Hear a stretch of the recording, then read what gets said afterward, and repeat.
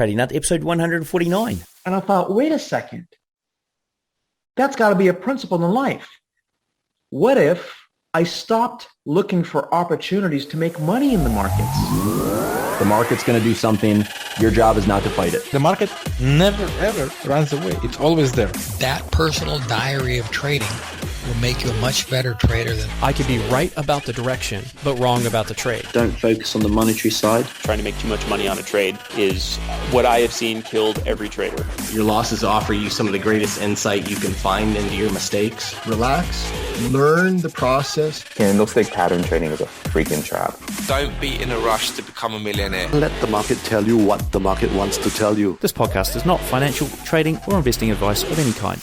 What's up, traders? Welcome to another installment of the Trading Nut podcast. I'm your host, Cam Hawkins, and today we've got Roger Khoury here on the show. Now, Roger comes with a unique perspective, and in fact, he's a creator of something called the Market Vulnerability Analysis, and we're going to discuss the 8 factors that move the markets today, along with liquidity pools we touch on, and a whole bunch of other stuff. Now, one of the things we do mention at the start of the show, which is completely not trading related, is health. And Roger just happened, and we just stumbled across this during a conversation, just happened to be the creator of a website where he's put all of his health hacks on there for you guys to devour. Now, I'm going to put that link in the show notes, so go and check that out afterwards. But one of the things he talks about is high dose vitamin C. So I'm holding up in front of me a vitamin C thing of tablets here. Now, this is 1,200 milligrams or micrograms or whatever, and it is saying one a day here on the packet. We're talking high dose. We're talking like one every hour or even more often than that. Now, I've tested this out in the last few weeks since we did the interview, and I can tell you these things. So I had a tooth operation, pretty serious. I was in there for 3 hours, and afterwards I took painkillers during the day because I was actually very sore, and then I thought the painkillers are wearing off, I could feel it. Then I started taking a couple of these, right? For whatever reason, the pain disappeared on my toothache. So, and that lasted the whole night, and it never actually came back. So I sort of kept topping it up with these, never came back. So that was number one. Number two, I this weekend had a sore throat on Sunday morning, woke up. It was a big weekend, I'd been away, a couple of big nights out, and I had a sore throat, woke up, and I thought, right, let's get on these things. Did that all day. By the end of the day, sore throat was gone. Tried it with hangovers as well the weekend before, so I've had a couple of big weekends. Tried it with a hangover as well. I don't know if it really worked. I couldn't tell. Maybe it did, maybe it didn't. I didn't probably do it quite right, but I couldn't tell if it worked for hangovers, but it did work for the tooth pain, which is pain, and the other one was a sore throat, which was infection. So it's worth trying out, right? It's worth trying out. Now, check the link out underneath the show notes. There'll be a link in the show notes on Roger's page, so go and check that out after you've watched, and we'll talk a little bit about it at the start of the show as well. Now, we've got 3 videos being released this week as well on the Trading Nut YouTube channel, so go and check those out. Now, one is with Derek van der Linde, which I shot a few weeks ago, if not a couple of months ago, so I'm releasing that, where he walks through his shark fin strategy. We've got Dr. Martin's strategy, the one that got him to $149,000 from like $5K in 6 months. So what strategy he used. So this is going to be, there's a doozy of a little video, okay? So it's really going to make you think. And it was high risk, and he doesn't do this anymore, but you're going to see that video coming live this week, along with a demo of the Mudrex platform. In fact, the robot building capability of the Mudrex platform, so my sponsor Mudrex, have the ability to build trading robots in there, and this is something I've do with my Robot Builders Club. I teach you guys how to use another bit of software which is probably much more sophisticated, that gets you to build or automate anything you can dream up, fully or semi-automated. It's up to you. It's called FX Streamer, and it's part of my Robot Builders Club where I teach you how to do it. Now, one of the robots I'm running at the moment is called Fake Structure Bot. So this is only available the month of November. You get the source code. You can adapt this to your liking. It uses market structure. There's a video that you'll see pop up probably at the end of this interview that you can check out more on that. Now, the doors are closing soon to my Robot Builders Club. If you do want to come on board, now is the time. November is probably a pretty good month because I'm probably going to do something. I haven't confirmed it yet for Black Friday, so stay tuned for that, which is next week. If you're watching this in the week that it gets launched. All right, folks, enough from me. Let's get on with this show with Roger. Hey folks, my sponsors City Traders Imperium have just launched some amazing changes to their funded trader program you got to check out. You can now skip the whole evaluation, trade gold as well as Forex, plus they've increased the drawdown you're allowed in both the evaluation and when funded. With CTI, it's even faster and easier to reach up to $4 million in funding with a 50 to 70% profit share. Click the link in the description to find out what else has changed. All right, folks, here we are in Trading Up. We've got Roger Khoury here on the show. Now, Roger is the creator of market vulnerability analysis. We're going to find out what that is and how that can help you during the show. Welcome aboard, Roger. Thank you for having me, Cam. It's good to be here. Well, look, guys, before we jump into this, I'm going to sort of segue here a bit. So before the show, we spent about 20 minutes chatting about something that Roger has quite a bit of a passion on, which is I suppose, health. And I have a passion there as well, and what he sent me is a link, which I'm going to put in the show notes. So, guys, if you're looking to combat things like the common cold, infections, what else have we got in here? Back pain, sore throat, all kinds of things. All kinds of things that I seem to be trying to fix all the time. Find the link in the show notes. So I haven't had to read through it yet, but I'm looking forward to reading through it after the show. Now, let's crack on with this and find out how you got into trading and investing and what you do. What's your story? Yeah, well, so it was 1996, and I caught the trading revolution bug, like a lot of people at that time. So got in, invested in whatever I could find that would be credible, that would make sense. And like most people, you get in, you make some money, and then you start to find yourself giving them back, right? So you get that roller coaster experience. You win some, you lose some. And whatever strategy, whatever approach I seem to invest in, no matter how diligent I am at applying it, eventually at some point, months down the road, it starts to kind of work inconsistently or poorly or not at all. So that was very frustrating. So then I'd go off getting the version 2.0, or that wouldn't work, and then I have to go looking for the next new thing or what's working now. And literally for 14 years, this was the pattern of experience. And it's quite addictive in a sense because, you think about, I'm successful in other areas of my life, how come this thing that, it doesn't seem like it should be that complicated? It just seems to, elude my ability to have a consistency of experience. What's going on? It drove me nuts. And so after 14 years and probably over $300,000 that I had invested just in my training alone, not including losses and lessons I learned from those, I had a series of events that occurred that motivated me to take some time out and really look at how can I figure out once and for all how to be consistent. I think it was providential because there were some things that just outside of my own control that occurred, and there were serendipitous events. But there was one morning, I'll tell you, this is kind of the classic pivot point for me. I almost punched my computer monitor and broke it. I was so pissed. I was boiling.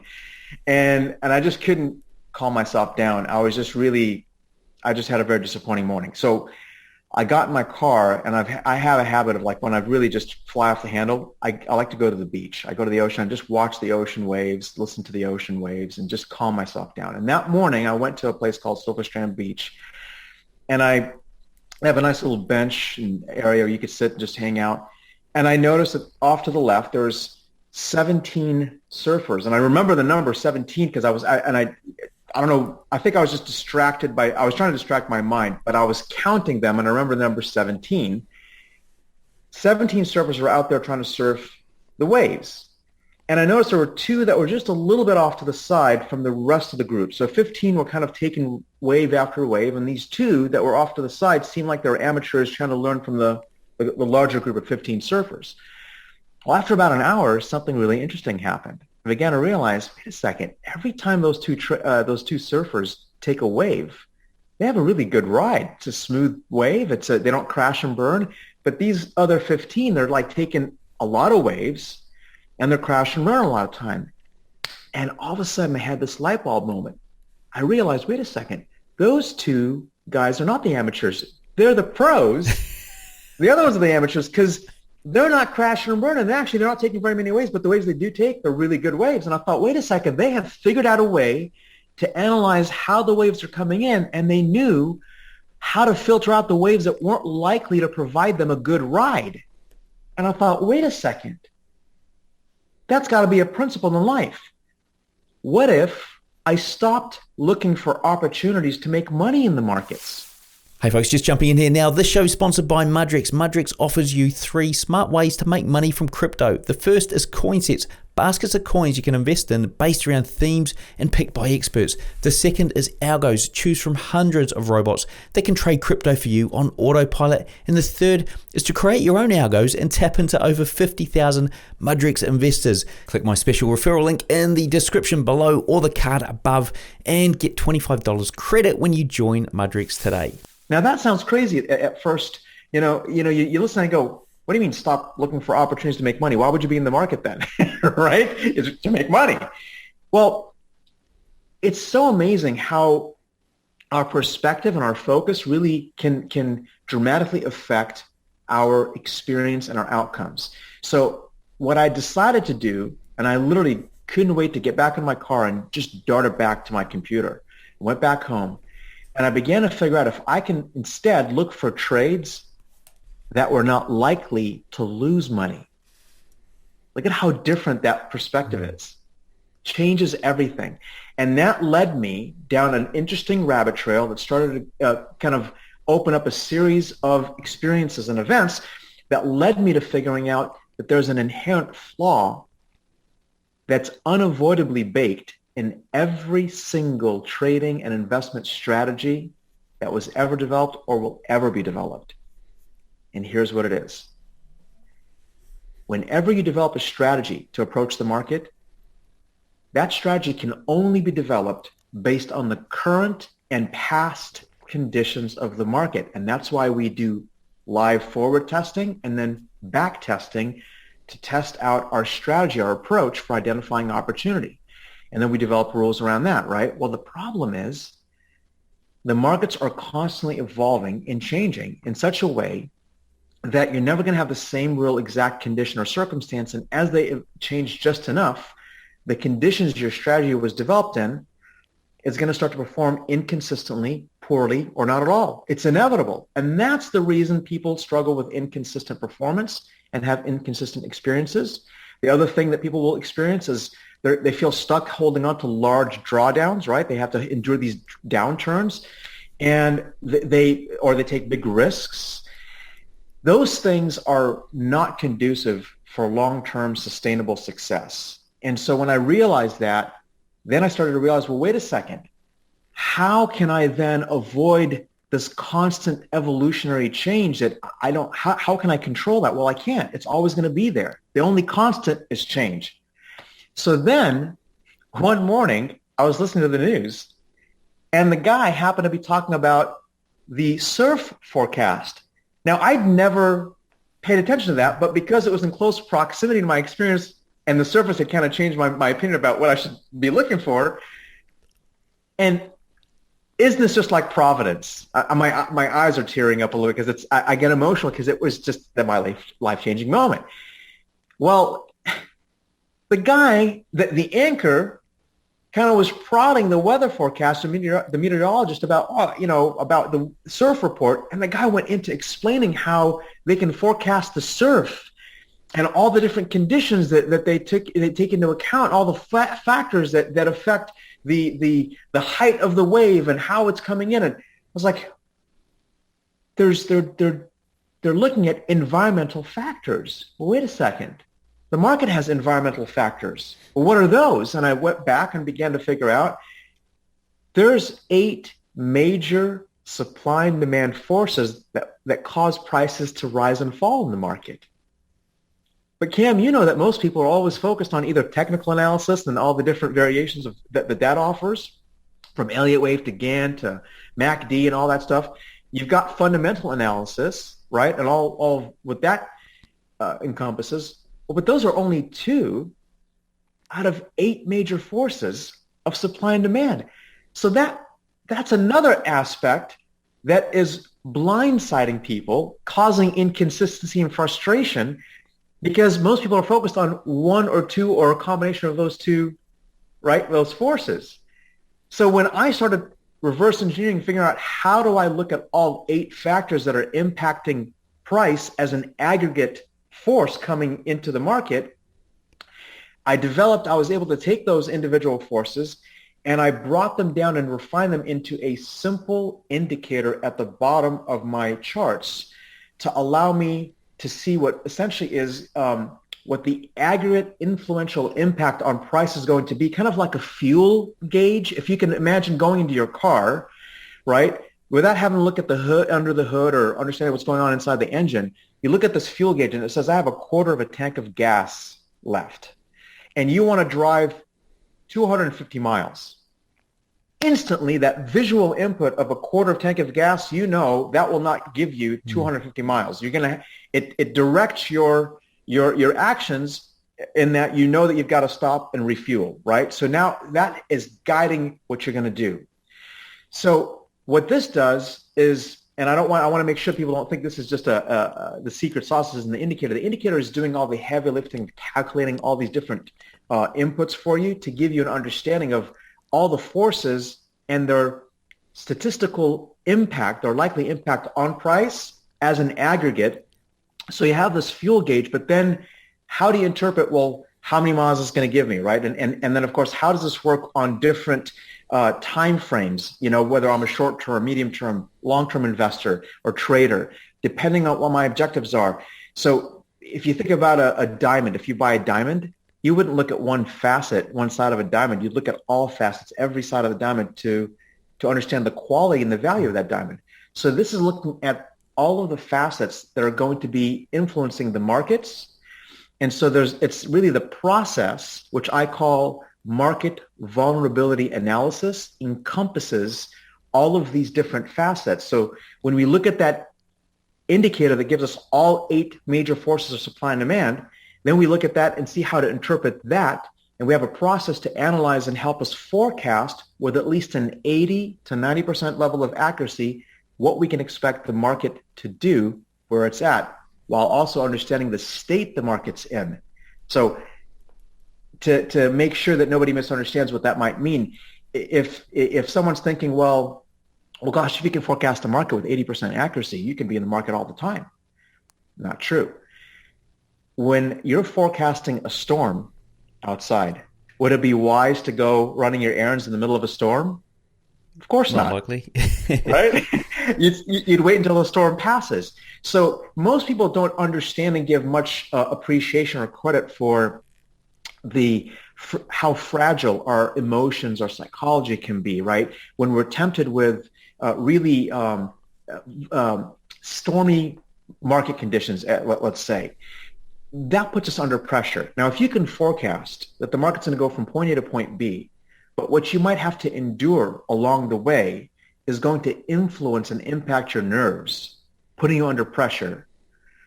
It takes some wisdom to realize, well, now, wait a second. Just like you know how to drive a car. Cam, you drive a car, don't you? Yep. You know the rules of the road, okay? But despite all your experience and your knowledge of the rules of the road and how to drive your car, don't you find yourself pushing the envelope a little bit, driving the car a little bit more aggressively when you're running late to an important appointment? Yep. Right? To my detriment, yeah. Yeah, when we're under pressure, all the stuff that we know to do, we start to rationalize and justify how it's okay, I'm going to do this, or I'll try. We think we can get away with something, and oftentimes we do, and that's a problem because we don't know, when is that one time that can have a life-altering impact, right? And so we don't want to get ourselves into a habit of that, and especially when it comes to money in the markets. So what we do is we also say, look, you're forecasting that the environment is stormy. Never mind that you can forecast where the market's going, but you should sit out right now and wait for the market to calm down. So what we do is we're able to objectively identify whether the market is actually statistically predisposed in our favor to hit the target that we're looking for, and is the experience going to be nerve-wracking, or will it be an enjoyable one? It's not going to be too much stress in order to get from where we are to where we want to be. And that's what creates the consistency and the robust, sustainable approach that market vulnerability analysis offers.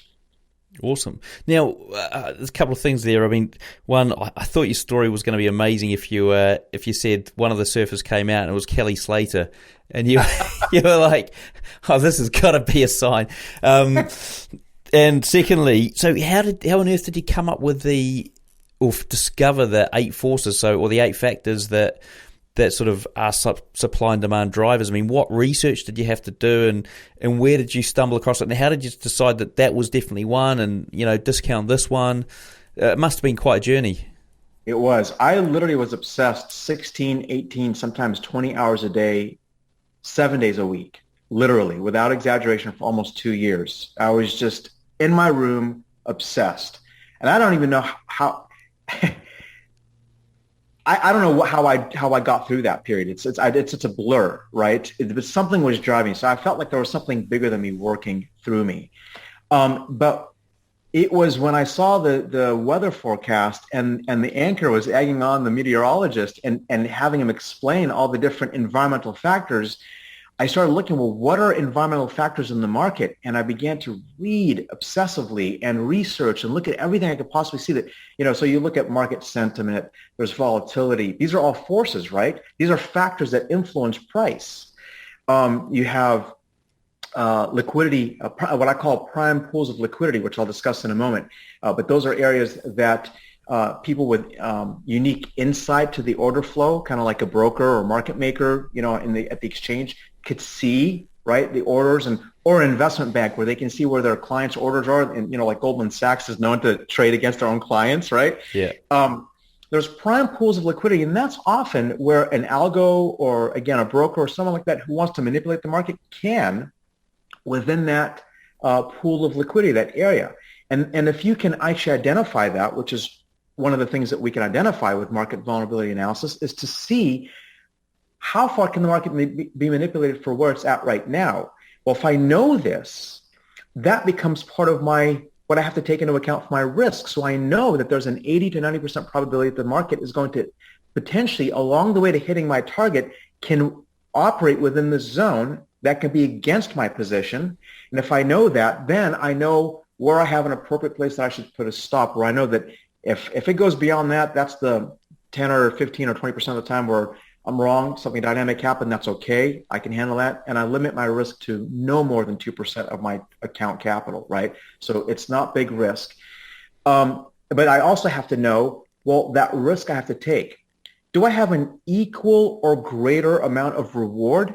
Because if I don't, that's not worth my investment. It doesn't make sense for me to go into that. So those factors have to be in there, while also knowing I have an 80% or higher probability that the market's going to follow through. So I looked at that. That was another factor. You have you have subsets between these forces that are at work, and so then you have order flow, you have trade flow, you have volume. Those are all part of volume, right? So you have all these things that you need to look at, and then you have to look at how are they influencing price. You have to look at the geopolitical issues. And the macroeconomic factors, those are also forces. How are they influencing price? And what is on average when news comes out this way, or if this comes out that way? You start to look at all the different levels and range of outcomes that can occur, and what their likely percentage of impact on price is going to be historically and currently. And then together, you start to create a level of odds, and you're stacking odds one on top of the other. And as you stack the odds, and you're stacking all 8 together, and which includes their subsets, that's what provides the robust, consistent, objective analysis of being able to forecast price accurately, which allows you to do 2 things, actually. And if you think about what we're doing, is market vulnerability analysis is enabling you to create a picture of where there's demand imbalance from where price is at. So if price is at a level, demand is another, you could see that, and it creates a natural arbitrage opportunity for you to go in there and profit if those parameters that we talked about a second ago, about the risk reward being appropriate, the probability of hitting that target are there, all that stuff. When all those factors line up, we've got a perfect storm that says, yes, this is an investment where I'm not likely to lose my money, that's the one I take. So we're learning how to say no more than we're saying yes, right? Does that make sense? Yeah, that makes sense. Yeah. And the opposite of that, when there's a demand imbalance, on the high side, when the market's up, like we had, for instance, when we had the coronavirus triggered the crash, right, back in 2020, that was a forecastable event, except for now the event itself, in terms of what triggered the event, coronavirus, was not necessarily what was forecastable, but what you could forecast was the fact that the demand had dramatically shifted well below where price was at. And as price pulled back, you could see demand accelerating, utilizing all 8 factors of supply and demand, those factors we talked about. The aggregate of those told us that demand is significantly outpacing price, telling us there's a very high probability that we're going to have a substantial correction that can very likely lead to a crash. And you knew, just giving back a little bit from off the highs, that you need to take defensive action. If you have a long-term portfolio like a retirement account, you need to go into cash and save yourself that 30% plus drop, right? And if you have a trading account, a brokerage account, you can take that short and profit on the way down, like some of my clients did. So, and I say some of my clients because there's 2 brothers that are clients of mine. They're both very proficient. They're both successful. One of them was actively watching these things. The other wasn't. And one of them rode the crash down, and the other one saw it, pulled into cash, saved his retirement account from having to ride that, took a trade short on his brokerage account, made 35% in 2 days. And then when the market bottomed out, began to come back up, he came back and he rode that up rather than filling a financial hole. He was actually able to use that as a gain. So that's the wisdom behind the process. And so, I mean, in terms of like the, I suppose being able to objectify these 8 factors so that it's not subjective. And you talked about like, economic, global, factors that are coming into play here.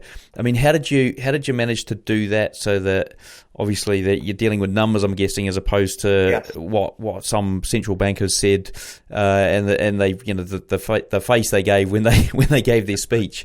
How have you managed to do that? So what happened was I had to do a large amount of data crunching, and then I wanted to. For me, it's funny. I failed math twice in high school. Okay, so I'm not the guy you'd think would figure this stuff out, right? Yeah. And so, but there was just a lot of interesting things that were coming together that I was figuring out. And so, but being someone who is really visual, I'm not as academically minded as I might seem on the surface. I was taking those outputs, and I started creating a visual output for myself, and began to notice how there's a range that when I put together and I kind of calculate those a certain way, it's able to provide a range that's statistically relevant for what I'm looking for in terms of its probability of impact. And then when I start to look at the probability of impact for each of those factors, I started to kind of find kind of where those visual outputs are going, and I began to little by little combine one after the other until I was able to combine all of them into that one simple reading. So now, like a person utilizing market vulnerability analysis would look at a simple indicator at the bottom, and it shows them essentially the fuel for that symbol, regardless of the market or asset class, futures, commodities, stocks, crypto, forex, it doesn't matter, right? If you're trading options, when you put it up on a price chart, you need to know what the underlying asset's going to do. So you have to analyze that correctly for you to have a successful options trade. So it doesn't matter what you put up as long as you can put it on a price chart. And you look and see, okay, right now for where price is at, the fuel or the demand factors, the aggregate demand factors are saying there's where price is at, it's not sustainable. Okay, but that's only one aspect, right? Then we got to apply the rest of the process of the market vulnerability analysis to look at all the different facets to know how to interpret the data from each of those time frames and what we look at. And then together, we're able to create an objective forecast of the range of where the market and direction, by the way, of where the market's going to need to go to rebalance itself back up to where demand is at. Because think of price always swinging up and down. Think of a pendulum, right? A pendulum's always swinging, this way, right? So the center is the balance, okay? So if the market's going to basically swing out of balance, right? So that's where price is at. Demand's over here. Price has to come back and meet demand at some point, and it swings back out the other way. And so this constant swinging in and out of balance from where demand is at is what creates those opportunities, but also helps us objectively forecast when the market is at a point where the price level is not only not sustainable, but demand is very quickly outpacing where price is at and radically decelerating, falling down. And that tells you, okay, this is not going to be a normal pullback. This is turning into a potential crash. And I can take defensive action before it turns into a double-digit loss. And what timeframes do you sort of does this stuff work best on? Because I'm guessing with this fundamental analysis kind of thing, are people able to day trade this and, you know, look at your information on a daily basis and go, okay, well, this is going to give me a setup for today or some setups or whatever it is, or is it more longer term? So what's exciting about that is think of when a weather forecaster, a meteorologist, they'll use a barometer, right? The wind meter, moisture, all these things that are constants, right?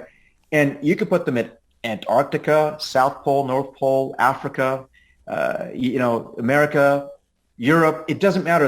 Those instruments work the same and provide the same output, right?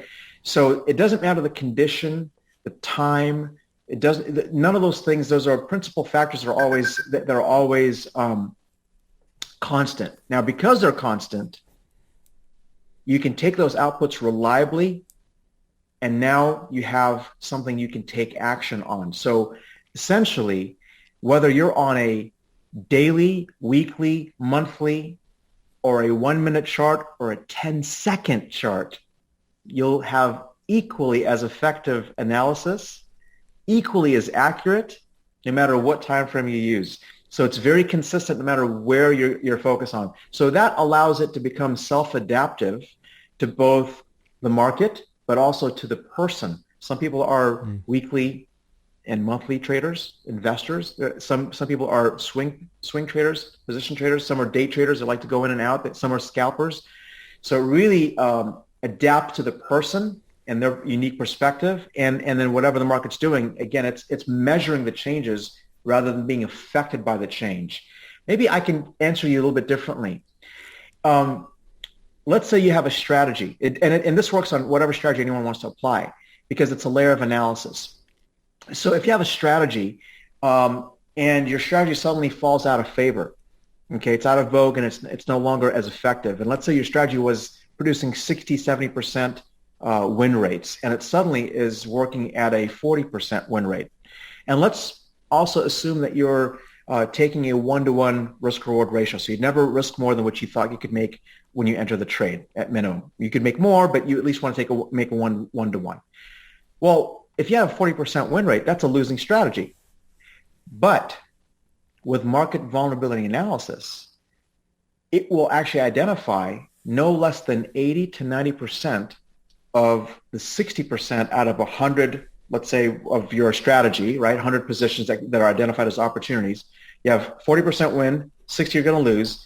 It'll give you at least 80 to 90% of the 60 that are going to lose. You'll know them up front before you have to take them and commit, so you avoid taking them all together. So if you had a strategy that produced 100 opportunities, you wouldn't trade them anymore. You wouldn't trade all 100. You only trade the ones that are going to win and the 10 or 20% that kind of come through that are losers. So now think about that. If you had an 80% level of accuracy, and by the way, the reason it's 80 or 90, it really comes back to the diligence of the person's application of the methodology, right? I'm teaching people how to go out there and become self-reliant, self-sufficient, doing this for themselves. So you have to learn the methodology as a skill set. They'll serve them for the rest of their lives. When they learn it, how they apply it's up to them. So the more diligent you are, you're going to produce a 90% level of accuracy, which I have plenty of clients that do that all the time. But let's say you have an 80% level of accuracy. Well, 80%, that means you're going to take 12 losers out of 60, right, instead of all 60, because you're avoiding, 48 trades that you would have otherwise taken on top of that, on top of the 12, right? Yeah. So 12 trades that you took that lost, plus the 40, okay, you've got a total of 52 trades that you took instead of 100. So you're trading less, not losing more, on a losing strategy. And if you think about, well, wait a second, if I have 40 winners out of a total of 52 trades that I took, that's like, what is that, a 76% win rate or something like that? You're over 75% as a win rate on a losing strategy simply because you avoided the losers. It's interesting. It's interesting you say that, because I build a lot of trading robots, and I do a lot of analysis to see if something has an edge. And what I can tell you is that most of the strategies that or not even strategies, like simple signals that I will test, have about a 47 to 50% win rate. Okay, they might just be on 50%, which is overall it's a losing strategy, right? Or it's a losing signal, should I say? So this sort of thing is what it needs to try and get that edge up to be something more sustainable, or sustainable in its own right. That's very interesting. Yeah, because you're not focused on winning. You're focused on not losing, and the winners take care of themselves. They virtually fall in your lap. I mean, I don't want to oversimplify, but you're letting it come to you because it'll be obvious, right? There's one unfortunate aspect to this, and that is, embarrassingly, I spent an ungodly amount of money trying to figure out how I can turn this into an algorithm because it can operate 24/7. Well, I learned the hard way something really interesting. Right now, and for the foreseeable future, from what I know from some experts that are in this field, we're probably not going to see in our lifetime the ability for an algorithm to interpret context in the same way the human mind can. So, right now when you are developing an algorithm, it's a set of definitions and program that you're programming into it, right? Well, those rules are static. Now, you can have AI, right? Artificial intelligence. You can have machine learning. You can have neural network. All these things that are kind of cool and sound really nice as technology. Unfortunately, this is not for the lazy. I'll tell you. This is the one drawback: is you have to be willing to learn this as a skill set for yourself. The computer can't help in producing the consistency you want, because if you program an algorithm, when I did, it would beat me in the beginning, and then I'd always beat it. And I thought, why is it doing that? And a couple times it would feed on itself. What's going on? Well, it turns out, if you let's use the word runs, RUNS, okay, and you put the definition of that. Well, watch this. My nose runs. The boy runs. The water runs. The car runs. The word runs is in every one of those sentences, but it means completely different things because of the context of the sentence, right? So a computer might go, oh, the nose runs. It's going to see my nose leaping off my face and running, and that's going to cause it to do weird things with your financial account, right? So that's where those algorithms go wrong, and why they're not sustainable, and why there's always, and it's very difficult to keep updating those things with the constant evolutions and changes in the market. So I finally realized I got to give that up and just be willing to accept the fact that I'm going to have to do this manually. It's a mechanical skill set, which is, God forbid, any of us has to learn a skill set that we get to use and be valuable for the rest of our lives, that we know that no one's going to take away from us, right? We can go anywhere in the world with it.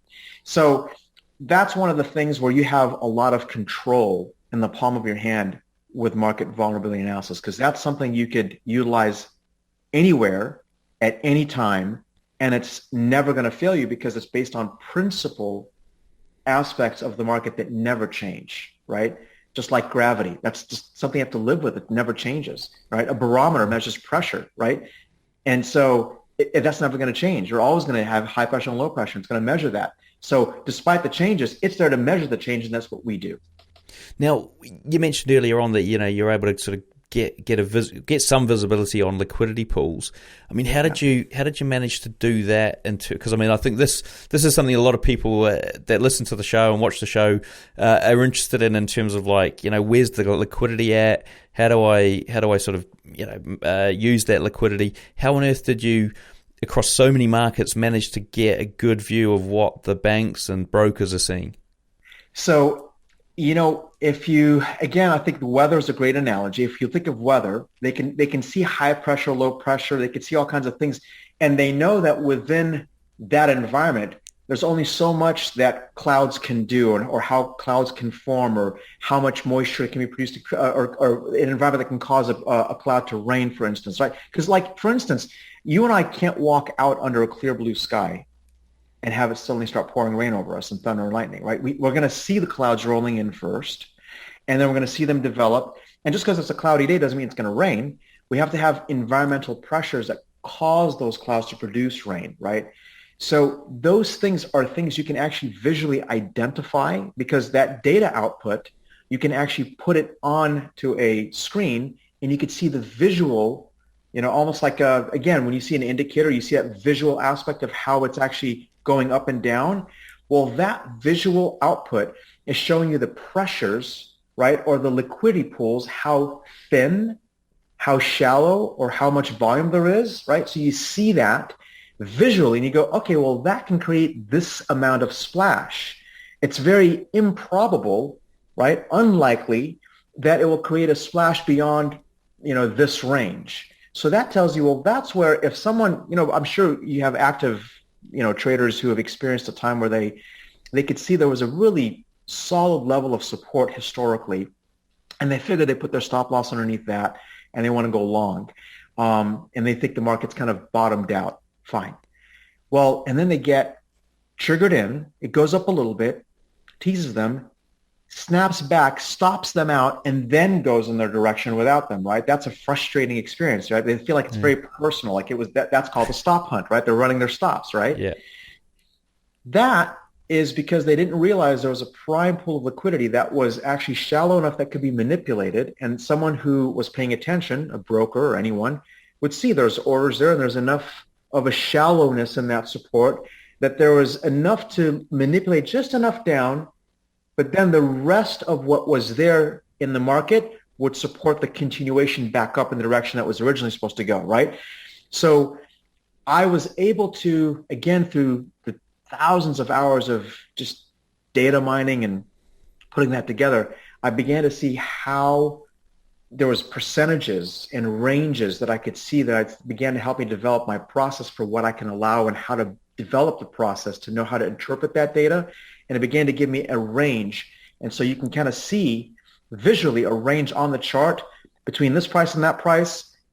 This is an area where it can be manipulated. Or right over here, we've got a very solid support, and that's very unlikely to be broken. It will tell you visually, just like that fuel gauge in your car. It's not anything that's really complicated. It's nuanced because there's a process to interpreting and applying the data, but the actual compilation, what you see, all the heavy lifting, the kind of the complicated stuff's done behind the scenes. All you see is this simple little, line that tells you kind of how much fuel there is, where demand is going to either be pushing price higher or lower, or it's going to cause it to chop sideways, So there's an element there that helps you understand what you can anticipate in terms of solid areas of support and resistance, so they're not failing you and you don't have that whipsaw experience like most people have. I'm picturing in my mind the likes of a market profile or a volume profile kind of indicator, which sort of does the same thing in terms of it'll give you an area historically where there was a lot of movement going on, or a lot of activity, not necessarily where people have placed their stops, or they can that sort of thing, but it does give you that kind of thing. Now, talking about different kind of markets, I mean, how does like a crypto market compare to the stock market, and do you have to do different kinds of sort of analysis to get something that works in this sort of new environment? So it's actually exactly the same way. You would apply the same process exactly the same way, because, again, because of its ability to measure the changes, it's seeing the different behaviors of the individual market or symbol that they're looking at. And so think of it like, people in your life that they're a bit, hyper, right? And people that are kind of really calm, and a little bit slow and steady. Those are personality profiles, right, that we can project. And people that you can kind of predict, right, based on their personality, what they're likely to do in certain scenarios, right? So what this is allowing you to do is to see the personality of each symbol, each market. If there's a change, you'll see the change. So it goes well beyond. So as an example, you're using the volume profile. And that's one of the things that people get into a trap on is they kind of, they pick these almost like a silver bullet type, indications and signals, and they try to build a strategy or an approach to that. And you really have to take, that's only one input out of all these other inputs that have to be taken into account as an aggregate. And that starts to build a profile of, okay, crypto versus stock versus anything. You'll see that this one has more erratic movement. And so it shows you the level of liquidity and the areas of the market that you have to take into account. And you might find very quickly that, wow, no matter what I see here, the level of risk I have to take into account for the potential reward that I'm assessing, it's just not worth my time. So then you just leave that and go to a different market and go, wow, now this one, as I'm seeing these opportunities, it's much healthier. It's more orderly. And what this does is giving you a level of confidence, control through the consistency, right? To bring back a level of certainty to your outcomes and your experience. Cool. Awesome. And is there anything I haven't asked today that I should have asked? Boy, that's a good question. I think who is this best suited for? And because it could sound like, anybody can come and do this. Now anybody can do this. I have, homemakers who basically were high school sweethearts, got married out of high school, had children, homeschooled the children, never had a job, never had an academic degree, and they're in their 60s learning this and doing this just as well as a professional. I've got engineers, I've got doctors, it doesn't matter. So there's no background or experience that this requires, from total newbie to a 20-year veteran. But what it does take is someone who has a realistic approach to what they want to do. It's wrong to come and think that you're going to get rich quick, or this is about steady consistency. When you have consistency, that's what allows you to compound and accelerate the growth of an account where you start to make some really meaningful returns that you can be confident about keeping. Because it's one thing to have investment capital and to make money. It's a whole other thing to know how to keep it, right? To not give it back. And that's the thing. The key is to be consistent. And so, but the methodology is consistent. That's like buying a car. It's guaranteed to give you a certain level of performance, or from 0 to 60 and all that stuff. Yep. How you drive, it's up to you, right? So I would say someone who is willing to learn a skill set, it only takes 10 to 15 hours a week. I've got a guy who only had 5 to 7 hours a week. Took a little bit longer time, but is doing amazing with it. So it's a part-time effort. But through the consistency, I know a lot of people can actually allow it to compound over a 2-year period and actually start to look at replacing their full-time income through the part-time effort. So it's great for that, for someone who's really looking at something steady, something consistent, something they can be in control of and be self-sufficient in, rather than being dependent on this, that, or the other thing, or having to worry about what's working now or the next new thing or version 2.0. That's not for, So I that's what I think is probably the most important thing that people have to keep in mind is it is a skill set, and they have to be serious about it. Cool. Well, look, before we wrap up, what's the best way for the guys to get hold of you? If they go to marketforecastingacademy.com, there's a report there I call it the Financial Markets Manifesto that I wrote that I think they'll really enjoy. It's not too long, but they'll really get a lot of in-depth understanding about this. But then that opens them up and gives them access to a 5-day market forecasting primer, which is going to be educational. They'll learn a lot about how the methodology works and see a lot of experiences from it and what people have done with it and what it does and how it works. But again, marketforecastingacademy.com is the best way to learn about this. Brilliant. Well, look, a big thank you to Roger for sharing with us today. Everything we've discussed, along with that health link as well, will be in those show notes over there on tradingnut.com. Until next time, I wish all my listeners trading happiness and success. Hey folks, ever wonder what broker I use? Well, I use Hanko Trade. It was a no-brainer because I was looking for a broker with good trading conditions and one that wouldn't restrict my leverage. Now, by joining Hanko Trade, I've also cut down my trading costs significantly with their super low commission of just $1 per 100K. You can learn more at hankotrade.com untitledtrade.com, or just click the link I've put in the description. So there you have it, folks. Interview with Roger done and dusted. Do remember, check out that health protocol that he's created, this website.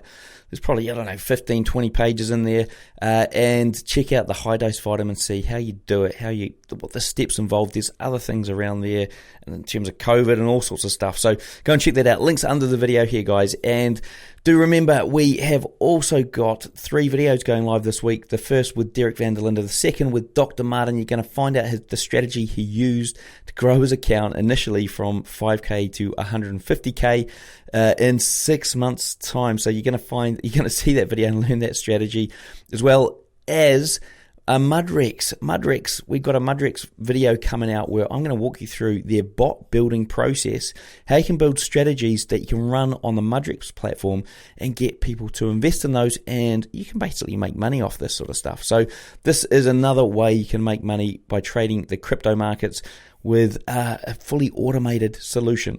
All right, guys, talking about fully automated solutions, my Robot Builders Club still, the doors are open. If you do want to automate all or some of your trading, confidently basically do whatever it is you can dream up, turn it into an automated robot or a semi-automated robot, then it's still open. The doors are still open to my Robot Builders Club. I teach you the strategies I've worked out over the 7+ years I've been using the FX Streamer software.